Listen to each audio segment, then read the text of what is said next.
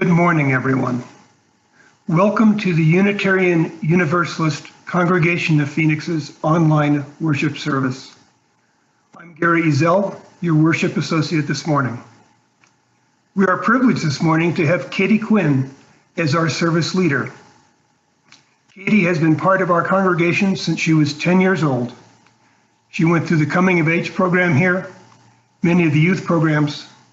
She's been on the inclusion team, part of the music program, and also serves as a worship associate. She will be starting college this fall at Arizona State University. She's both gifted and insightful, as you will soon see.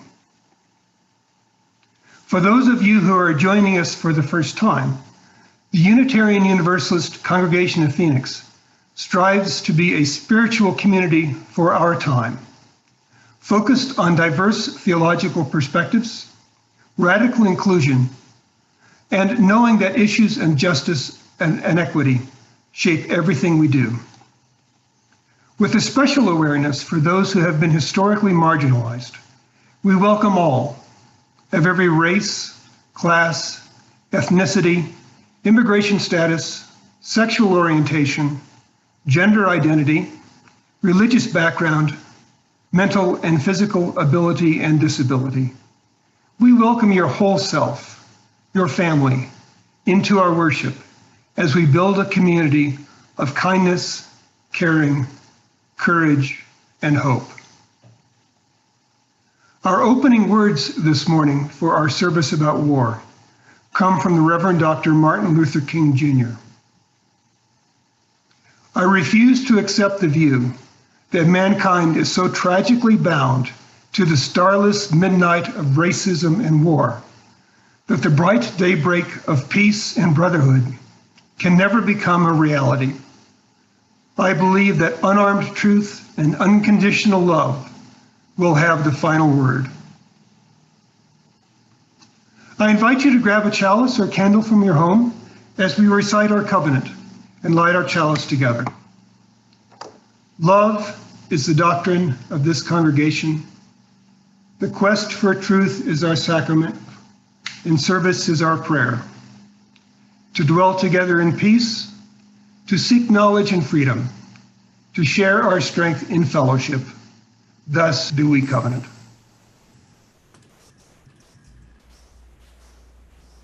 Good morning. I am Katie Quinn, the leader of your service this morning. It is really nice to be here with you all. Let me introduce the worship team. You have met Gary and myself. Our together time is being done by Karen Quinn, one of our members. We have our pianist, Mary Cota, our music director, Benji Messer, and behind the scenes, we have our AV team, Carol Benwell, Justin Walgren, and Amy McClendon is our moderator this morning.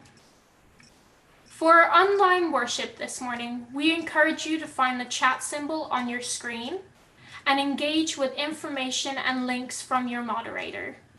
As always, we invite you to check in on social media at the hashtag UUAnywhere.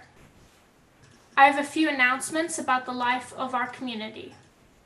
Weekly activities. We have tons of community programming for kids and adults. All of our programming links and passwords are in our weekly e-newsletter. You can sign up for Compass on our website at phoenixuu.org. Our minister, Reverend Christine Dance, is away for vacation and study leave in the months of July. While she is gone, if you have any pastoral care concerns or other questions, you can reach out to our music director, Benji Messer, at benjimesser@phoenixuu.org. All of us collectively contribute to supporting the mission and vision of this congregation as we explore what it means to be a religious community for our time. We invite you to give to our offering at any time during the service. You can donate by text information in the chat, by website, or send an old-fashioned check. We are so grateful for your generosity.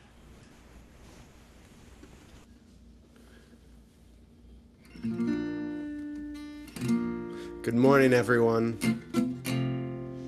Our opening hymn is Circle Round for Freedom. It's a great peace song written by the cantor Linda Hirshhorn. Feel free to sing along or just listen. The lyrics will be in the chat. Actually, let's hum it once through. Here's the melody.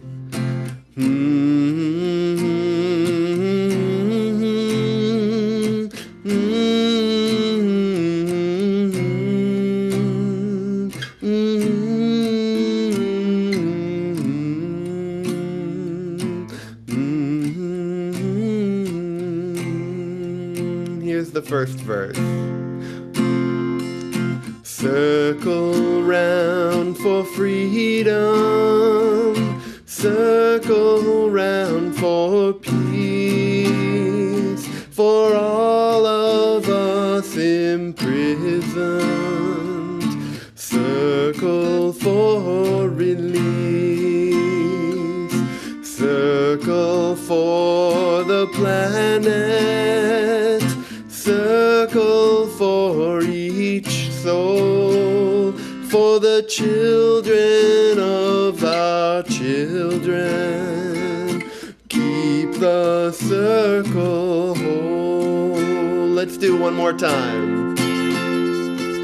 Circle round for freedom, circle round for peace, for all of us imprisoned, circle for release, circle for the planet, circle for each soul, for the children of our children. Keep the circle whole. Thanks, everyone.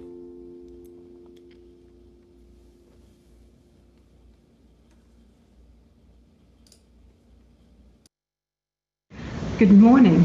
My name is Karen Quinn, and I'm going to be doing your Together time this morning. I'm going to be reading from Enemy Pie. Maybe you know this book. It should have been a perfect summer. My dad helped me build a treehouse in our backyard. My sister was at camp for 3 whole weeks, and I was on the baseball team in town. It should have been a perfect summer, but it wasn't. It was all good until Jeremy Ross moved into the neighborhood, right next door to my best friend Stanley. I did not like Jeremy Ross. He laughed at me when he struck me out in a baseball game. He had a party on his trampoline, and I wasn't even invited. But my best friend Stanley was. Jeremy Ross was the one and only person on my enemy list. I never even had an enemy list until he moved into the neighborhood. But as soon as he came along, I needed one. I hung it up in my treehouse where Jeremy was not allowed. Dad understood stuff like enemies. He told me that when he was my age, he had enemies too. But he knew a way to get rid of them. I asked him to tell me how.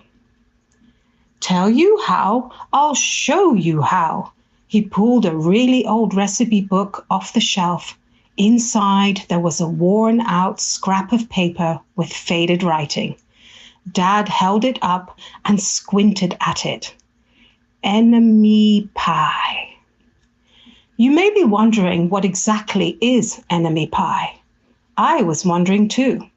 But Dad said the recipe was so secret he couldn't even tell me. I decided it must be magic.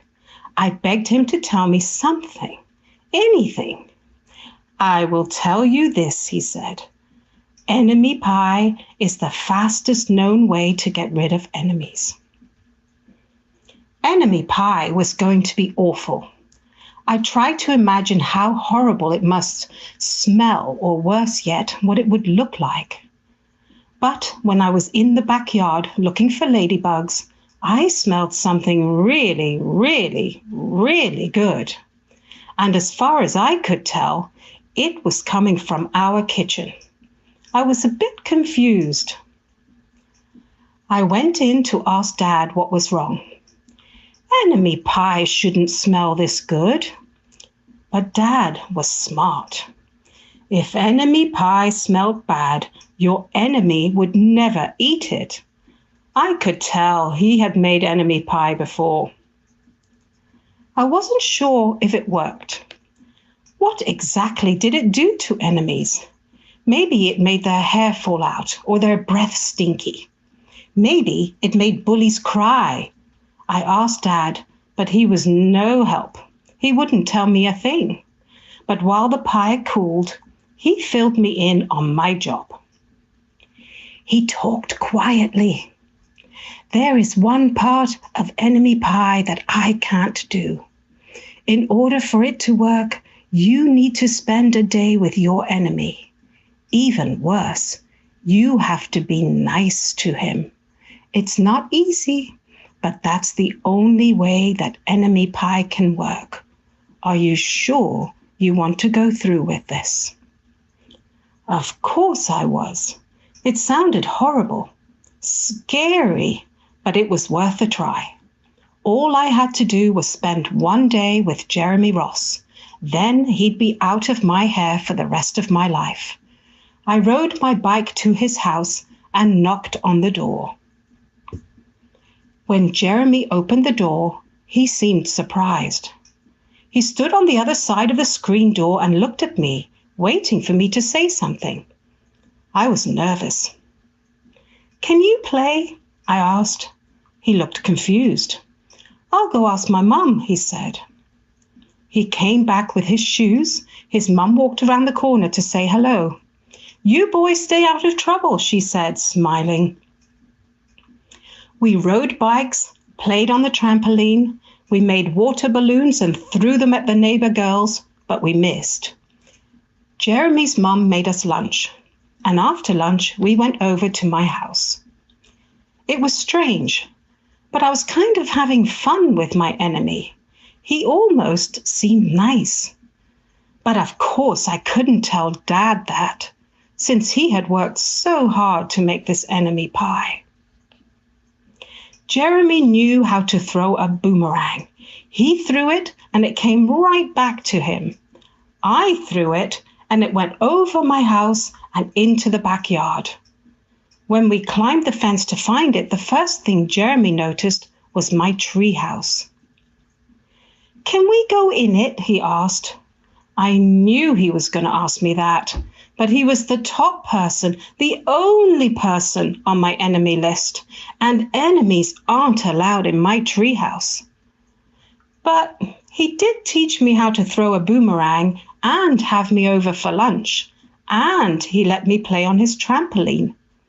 He wasn't being a very good enemy. "Okay," I said, "but hold on." I climbed up ahead of him and tore the enemy list off the wall. I had a checkerboard and some cards in the treehouse, and we played games until my dad called us down for dinner. Dad made us macaroni and cheese for dinner, my favorite. It was Jeremy's favorite too. Maybe Jeremy Ross wasn't so bad after all. I was beginning to think that maybe we should just forget about enemy pie. But sure enough, after dinner, Dad brought out the pie. I watched as he cut the pie into 8 thick slices. "Dad," I said, "it sure is nice to have a new friend in the neighborhood." I was trying to get his attention and trying to tell him Jeremy was no longer my enemy. But Dad only smiled and nodded. I think he thought I was just pretending. Dad dished up 3 plates side by side with the big pieces of pie and giant scoops of ice cream. He passed one to me and one to Jeremy. "Wow," Jeremy said, "my dad never makes pie like this." It was at this point that I panicked. I didn't want Jeremy to eat enemy pie. He was my friend. I couldn't let him eat it. "Jeremy, don't eat it. It's bad pie. I think it's poisonous or something." Jeremy's fork stopped before it reached his mouth. He crumpled up his eyebrows and looked at me funny.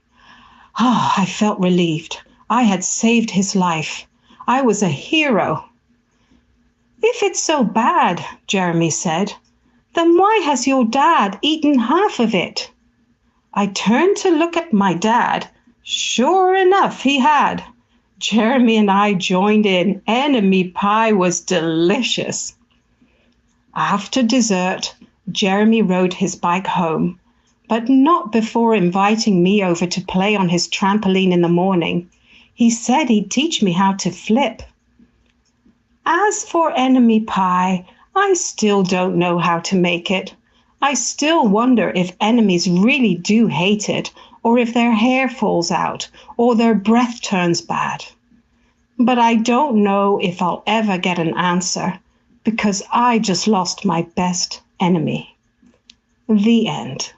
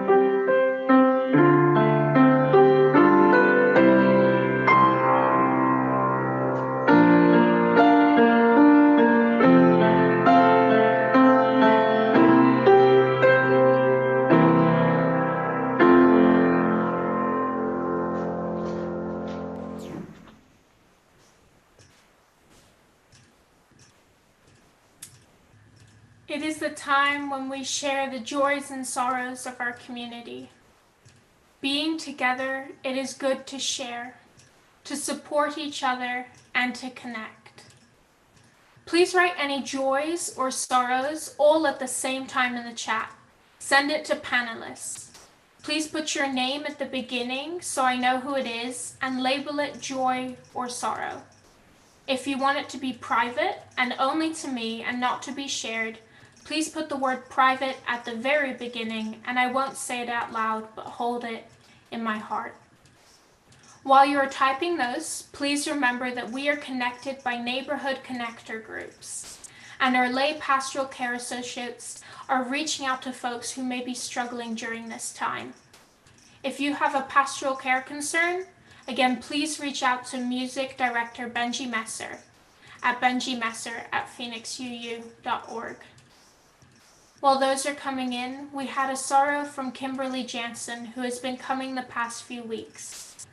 A friend of hers has recently been diagnosed with breast cancer, and she asks that you send your thoughts and prayers. Amy Miskell has a sorrow. The Maricopa County Democratic Party headquarters burned down on Friday. The fire was caused by arson, It was a total loss. She says, I'm sad for this loss and sad that someone could hate Democrats enough to intentionally do this damage. But like a phoenix, we will rise from the ashes. We have a joy from Francis Wiggett. Got an A in his summer history class. Congratulations. We have a joy from Debbie Westwood. Has unexpectedly got a new job with significantly better pay. Jenny Jones shares a sorrow watching John Lewis make his final pilgrimage across the Edmund Pettus Bridge in Selma today. Hopeful that his legacy will continue to inspire and heal our country. Joan and Gail and Bill Snowden have a joy that they are delighted that Joan's daughter, Lisa, was in town this weekend from Colorado Springs. Katie and Rob Klinger have a joy. Next week, they are driving to Idaho to see their grandson in person for the very first time. He's 5 months old. Michelle and Sam are so happy to celebrate the birthday of their youngest daughter, Shannon, this week. Ed Kernick has a joy. Our son Andrew tested negative for COVID. That's such a good thing. Sherry Stafford shares a concern. It is exactly 100 days until the November 3rd election. The concern is that voting continues to be threatened across the USA. And my hope is that all those who can vote will do so and help others.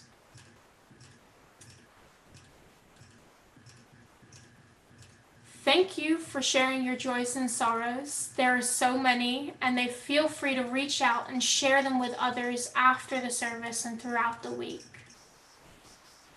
I now invite you into a moment of relaxation. Get comfortable wherever you are. Take a deep breath in and out. I am grounded, I am centered, and I am strong. The energy of the earth flows through me. I am protected, and I am safe. I am grounded.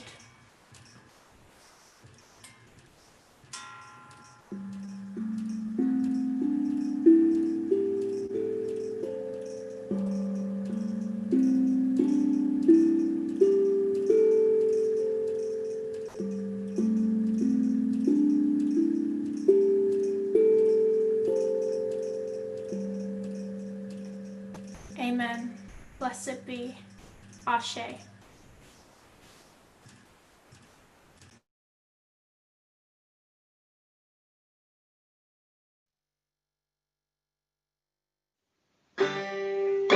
Down by the riverside,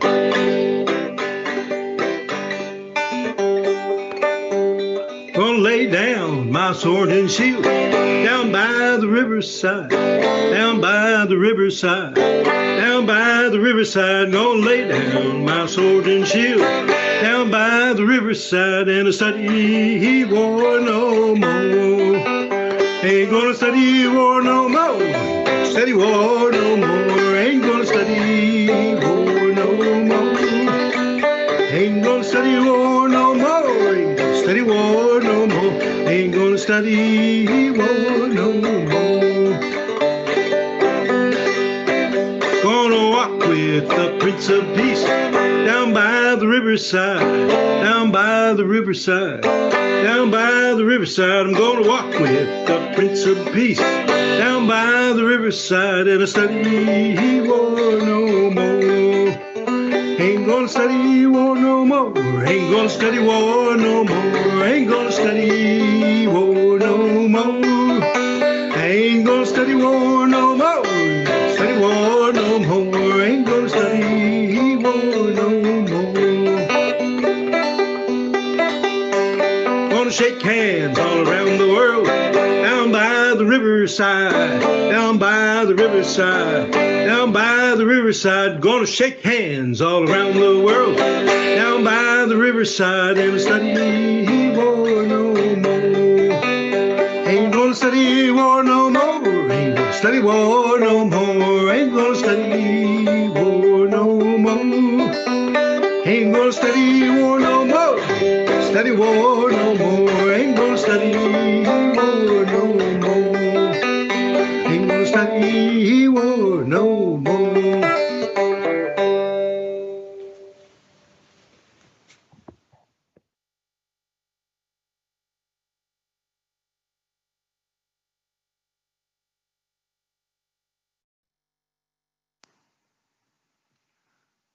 When I learned that the topic this week was going to be about war, I immediately thought of my father. I'm a baby boomer. I was born in 1951. My father served in World War II. He was part of a mortar platoon and fought in the Battle of the Bulge in Germany. He did not talk about it much. I grew up in the conservative Midwest. I was a Boy Scout. And at each meeting, we started off reciting the Scout Oath, which begins, "On my honor, I will do my best to do my duty to God and my country." By the time I was 19 and a freshman in college, Katie's age, America had been at war in Vietnam and was beginning to bomb Cambodia. And I was very conflicted. I was eligible for the draft, which at that time was done entirely by lottery. And I did not know what I would do if I were drafted. I did not know what my duty was, what the honorable path would be. I did not know if I would have the courage to take that path. As it turns out, I got lucky, simply lucky. Not for the first or last time in my life. The lottery assigned me a large draft number, and so I never had to make that hard decision. Unlike my father, I never served in the military, never experienced fighting in a war. But I've never known a time when my country was not at war, of one sort or another. It seems to be unavoidable, but I wonder. Dwight Eisenhower was our 34th president and the Allied commander during World War II. And so he understood the need for defense. He also said this: every gun that is made, every warship launched, every rocket fired signifies, in the final sense, a theft from those who hunger and are not fed, those who are cold and are not clothed. And this he also said: as we peer into society's future, we, you and I and our government, must avoid the impulse to live only for today, plundering for our own ease and convenience the precious resources of tomorrow. We cannot mortgage the material assets of our grandchildren without risking the loss also of their political and spiritual heritage. He said that when I was 10. My eldest grandchild is now 11, and I worry about the world that we are passing to them. But I also hope, perhaps, with all that they will no doubt need to deal with, war may not be one of them. Perhaps. We still have work to do.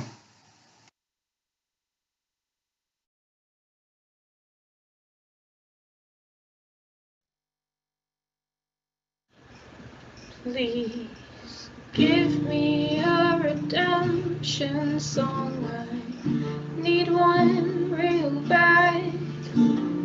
No seems to write them now that John and Bob are dead. All I know is need one right now. If life's another game of chess, we lost a couple pieces. The ones who had a dream for us, the legends who would lead us. All I know is we need hope right now.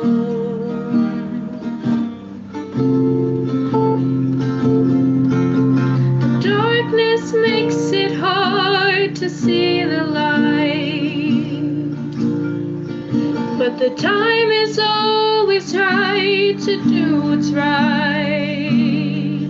If you only knew, I'm just as scared as you.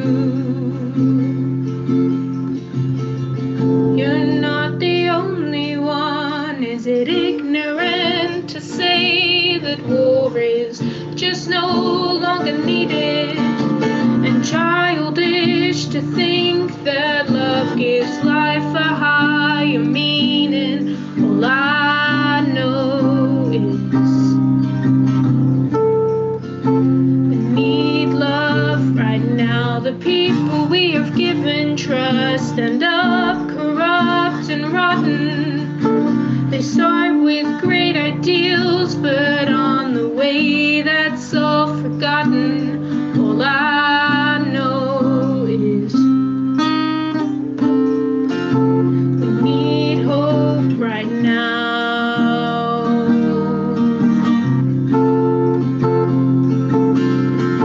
The darkness makes it hard to see the light, but the time is always right to do what's right. If you only knew, I'm just as scared as you.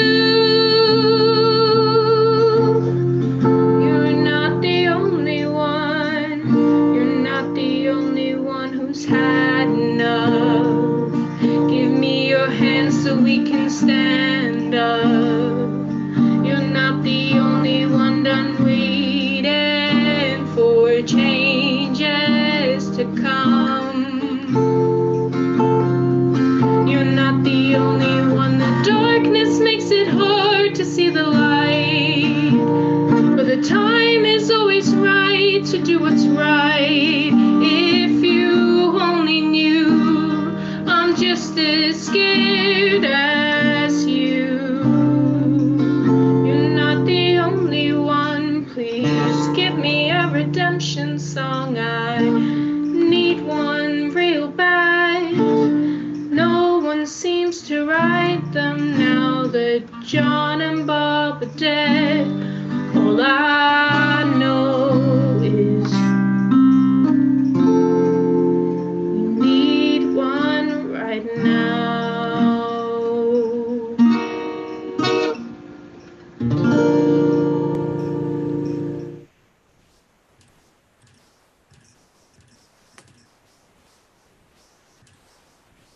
This morning, for Together Time, we read the story Enemy Pie. The book complements today's topic on war because it shows the true nature of how misunderstandings and miscommunication can lead to the creation of enemies.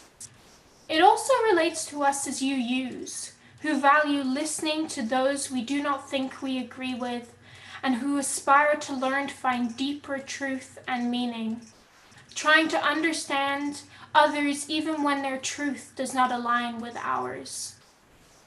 Jeremy Ross has inherent worth and dignity, but when an immediate assumption was made by the protagonist of Enemy Pie, commonalities they shared were forgotten, and this is how enemies are created.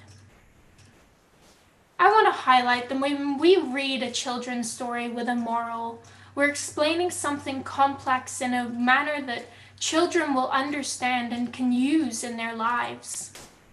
Let's take a look at my generation. I'm 18, I'm the Gen Z population. We are sometimes seen as immature and lacking in empathy.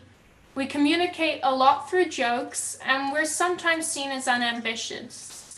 But the only reason I bring this up is because in January, a stream of photos and short videos called memes, which are often funny, were spread around the internet.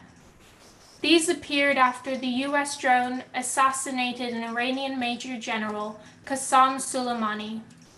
The threat of World War III became a reality for us. When these memes came out, they were indeed sometimes funny, but most people watching them were uneasy about them or even sickened. Questions appeared like, how can you joke about such a serious topic? War is not a game. As Gary said, during the Vietnam War, many people my age were drafted. Although we may not be able to compare ourselves with them, my generation has nonetheless been dealing with violence our whole lives. What is actually being conveyed through these photos and videos is a huge amount of fear. None of us want to be drafted. So when the threat of World War III came in January, we panicked. In the words of Herbert Hoover, older men declare war, but it is the youth that must fight and die. I have personally not seen war, and yet I've always felt that I've been in one. From the stories of heroes who fought in the wars of the 20th century, to the unlimited footage on media platforms, to the glorification of war through movies and video games, I feel like I have seen violence. And I'm not saying that we should eliminate these forms of media, nor am I saying that it is the cause of war, but it has affected how my generation copes with it. When filled with fear, we cope through humor. We deal with dark things by trying to see the light in them. Within the last month, our world has seen how social war can impact not only one nation, but all nations. With the use of technology, there is a change in how progression can be made. Movements can begin online. Although there are flaws to the endless accumulation of knowledge and fake news that our devices provide, the benefits include not needing to physically fight in wars. There have been so many movements in the last decade. Most of them have been successful without actually having to go to war. Through marches and peaceful protests, movements like LGBTQ+ rights, Me Too movement, and currently the Black Lives Matter movement have been fought without war. This proves that disagreements can be solved and progress made through means other than violence. In fact, these methods can be more effective. As we discovered through recent rioting, violence is not beneficial. While some may feel that it is justified, in reality, it covers up the peaceful efforts being made and often leads to more violence. The reason I chose this topic today is that in May I took a course on World War Abolition and creating new systems of maintaining peace.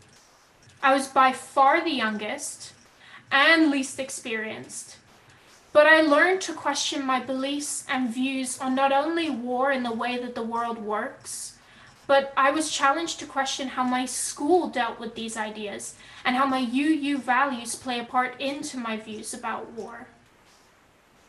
Some people believe violence is the only solution, and my hope is that when seeing these peaceful acts of protest, they realize that fighting is not the only option. War is impractical. It is expensive, and from what I have learned, the pattern of war continues over and over again. Allies become enemies, war breaks out, new alliances are formed, which eventually will break, and we experience the onset of war all over again. World War I was supposedly the war to end all wars. But using a quote Plato said, "Only the dead have seen the end of war." Because not long after World War II broke out, alliances were broken and countries ended up enemies again. But after World War II, the United Nations was formed to try and maintain these new alliances. Now, this cycle may not seem too disastrous, a few years of war in exchange for 50 years of peace. But war is not that simple. War is humanity's deadliest activity. From 500 BC to 2000 AD, history records about 1,000 major wars. But in the 20th century alone, an estimated 165 wars killed as many as 258 million people. While searching for World War III memes, I was targeted with numerous ads promoting the US Air Force. They were glorifying women flying in jets heroically across the sky. I could talk about the fact that they're using feminism and the movement for gender equality to promote war and make it attractive, but that's a different topic for a different day.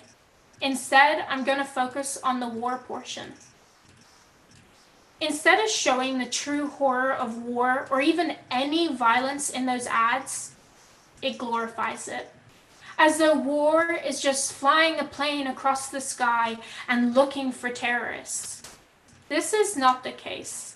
Soldiers are left with lasting effects such as post-traumatic stress disorder and physical disabilities that affect not only them, but their loved ones. In 2018, a statistic showed that 20 veterans commit suicide every day. My grandfather lived in Indonesia as a child, and when World War II broke out and the Japanese invaded, he was interned in a Japanese war camp. He stayed there the whole war and was eventually rescued by members of Shell, the oil company. As an adult, he devoted his life to working for Shell. My grandmother lived in Nazi-occupied Holland, dealing with food shortages and the threat of being taken by German soldiers. She watched her mother, my great-grandmother, turn into skin and bones trying to feed 5 children. After the war, decades later, my mother and her 3 brothers were born. But the trauma from the war was far from over. PTSD played a gigantic role in their life. Through my mother's parents, and even through the generations, I have been affected. War trauma doesn't just disappear.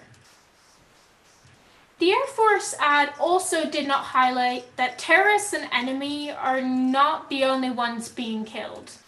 In fact, the effect on civilians is catastrophic. The economy struggles, people lose their jobs, houses, schools, loved ones, and most significantly, civilian casualties make up the majority of deaths in war. Not only during active war are people being killed who have nothing to do with the conflict, but after war, weapons and explosives continue to kill civilians. An issue you may have heard about is around 15 years ago. It's the movement against the Cluster Munition Coalition. Civil society groups campaigned against the use, production, stockpiling, and transfer of cluster bombs. Cluster bombs are explosive weapons left behind after the war that will suddenly go off and kill many. The bombs will be scattered during the conflict and either are not triggered or they will not explode upon the original impact. These weapons would take many non-combatant lives during the conflict, which is already inherently wrong, but it also takes many lives after.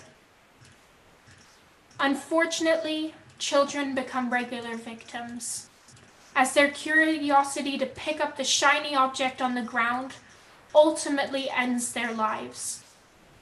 Children have the right to be curious. They should not have to fear that what they find will kill them. NATO created a treaty to outlaw these weapons. All countries signed except for Russia, China, and the United States. The Air Force Ad also fails to mention that it is not only human lives which are impacted. Our ecosystems are too. Many animals are displaced from their natural environments and killed in the action. Furthermore, our planet is drenched in chemicals and rubble left behind by the war. War is never as simplistic as the act of fighting. It changes entire ways of life and impacts people for their entire lives and generations to come. Violence, I find, is a battle of egos. Who has the bigger guns? Who destroys who first? For example, the Cold War. Ultimately, it was a peaceful agreement which averted total global destruction. Violence only leads to deaths, usually civilians, and often focused on those who have been historically marginalized. Our UU values center around working toward a just and equal world, which is exactly what humanity needs to be working on. Peace is difficult to achieve. What we need is for lots of people who are able and educated to step up and voice their opinions, to actively support peaceful resolutions. It is up to those who have a voice and have power to step up. Whether that is in person or over social media, more people make a larger difference. People who lack information about peaceful efforts and the power that they have rationalize that war looks faster, more effective way of resolving conflict. Peaceful forms of resolution may be difficult to create initially, but they are longer lasting. However, it is difficult to educate generations that have become accustomed to a certain way of resolving differences. As I was going through this course, I discovered the violence has actually achieved very little in the long term. It has shifted the economy like with the Great Depression, but it has actually been the non-violent organizations and systems that have built structures for long-term peace. We can create these structures on all levels of society. As individuals, we must vote. Vote for more diverse leadership. Diversity is key in solving misunderstandings and making sure we represent more of the population. But we can also become actively involved, join and volunteer in civil society groups. These are the groups that avoid war. They work towards the non-violent resolutions we need. They are set up in locations that are familiar with the direct issue and what the needs of those in trouble. As a nation, we can change our education system to teach peace and not war. We could reform much of the education system if we spent less on war. Education needs to focus on the peaceful efforts being made by people like Martin Luther King Jr., who led 5,000 people in a march against the Vietnam War, or other relatable examples like the 9,000 students who marched in 1969, which demonstrate that young people have power too. We could begin enforcing change with what we teach in history lessons and be mindful of how we raise our children so we can engage in long-term and impactful change. It is important to teach youth that violence is not the only answer. Parents teach children to use their words, but somewhere along the way, that lesson was forgotten. Many have learned that displays of empathy and love are weakness, and winning by force earns respect. In the words of Margaret Atwood, War is what happens when language fails. Communication is key in all parts of our daily lives and can be used just as crucially to avoid war. Critical thinking is a focus in schools, and that brings me hope. It is a useful skill that could easily avoid violence. Violence is for those who see no other alternative and usually do not want to change their perception. Peace is attainable for anyone who takes the time to educate themselves about war and alternative solutions. It can be achieved by having empathy, compassion, understanding, and most importantly, the ability to listen. The values we are taught through childhood, we just need to take them into our adulthood. On a national level, we could work on disarmament. The reason most countries do not want to abolish war is that it is profitable for them. War is seen not as only as a solution to the conflicts, but as a profitable system. The USA is the largest arms buyer and seller. Opposing US weapons sales to Saudi Arabia or weaponry gifts to other countries does not require confrontation with US patriotism. Instead, we can confront the arms trade as the global health threat that it is. Every year, the international trade of death-dealing weapons is worth nearly $200 billion. We can focus on smaller steps, such as ridding ourselves of drone involvement in war, which currently have very few regulations.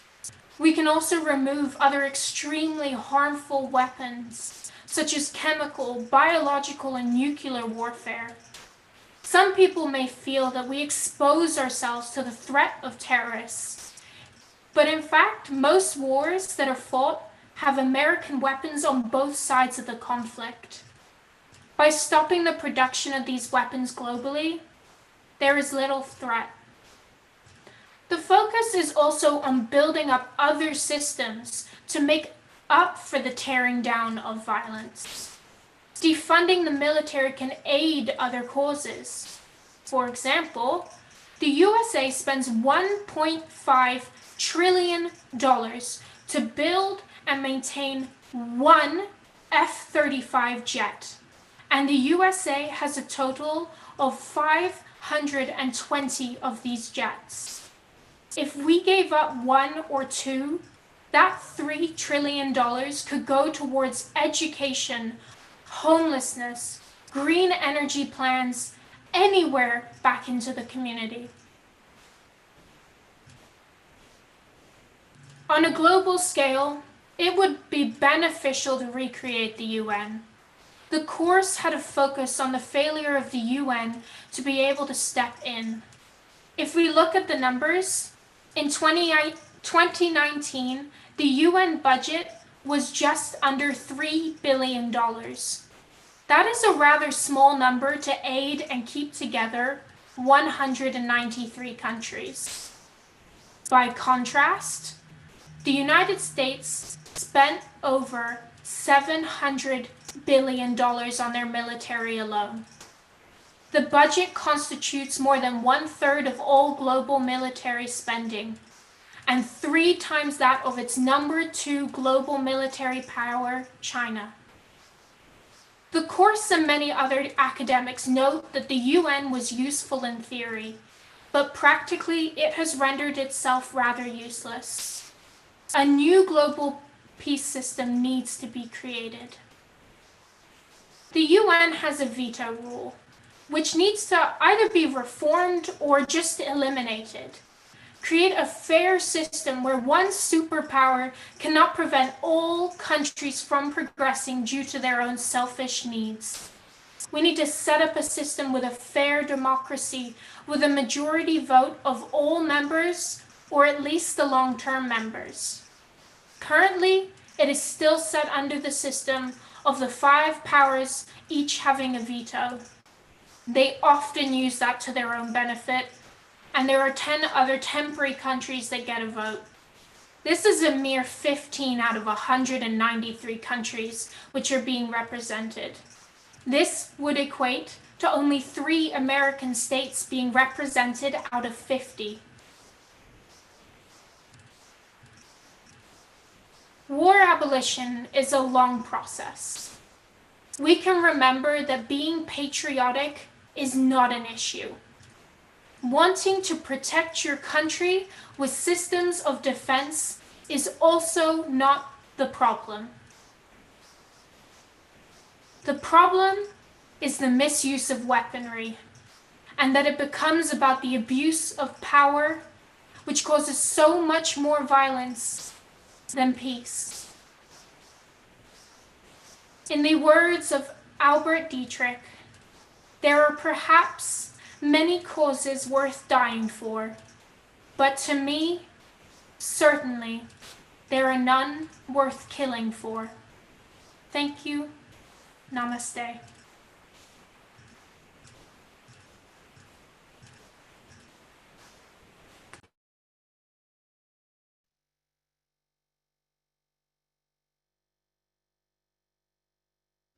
This is my song, O God of all the nations,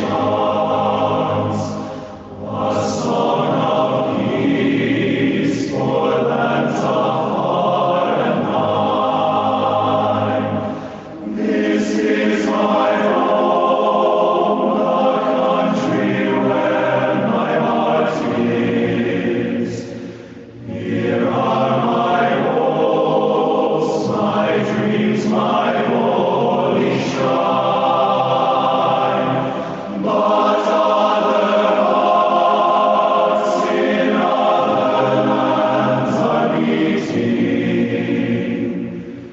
with hopes and dreams as true and high as mine.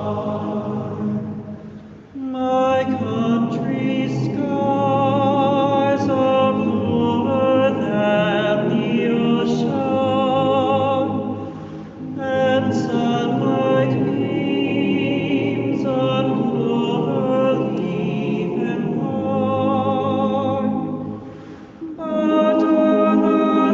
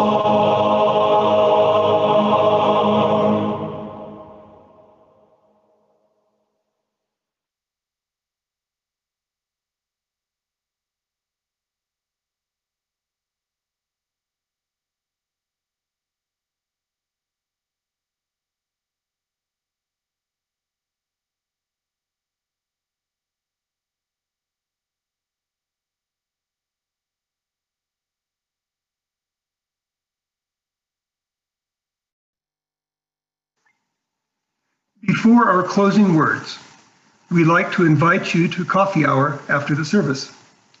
We'll be going to a different Zoom room where we will be able to meet as a large group for a minute to say hi, and then go into small breakout groups for a little bit more conversation. The link for the room is in the chat. You'll be able to just click on it at the end of the service. We'll also have it in the final slide. We're a friendly bunch. It will be good to see and talk with each other. There is also a coffee hour just for our kiddos and their families. And if you are a visitor, we have our monthly Get to Know UUCP session. That link is also in that.